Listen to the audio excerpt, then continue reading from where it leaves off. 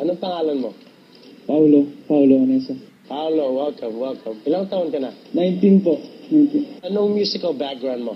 From my family po, we're musically inclined. Yeah, you probably have an amazing influences. Congratulations, Bamboo. You guys gonna pretty sure write together. That's right.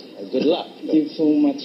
I'm trying to be careful when I say this because, no, for somebody who's so young, 19 years old, parang meron kang alam tungkol sa kantang yan.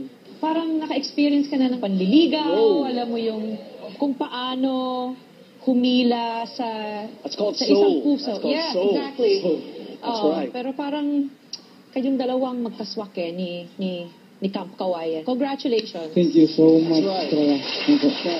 Tama si Miss Lea, Paolo. Narinig ko yung timbre ni Bamboo. Tama ba, Bamboo? Narinig ko yung influence niya sa'yo eh. So sabi ko, suko na ako, Bamboo. It's all yours. Ano mga influence mo? Ano pinapakinggan mo? Honestly, I listen to your music talaga po. Oh, man. Yes! Sa umpisa pa lang, when I heard that big voice, that tone, ng kulay ng boses mo, I knew it, man. Alam ko na you're gonna be mine. Ikaw bahala ang gusto mong direction. You tell me what you want, and I will guide you to win this show, man. Thank you. So welcome to Camp Kawayan, buddy. Thank you so much. Welcome to the hall. Take my hand, buddy. All right, buddy. Good stuff. Good stuff. Thank you so much.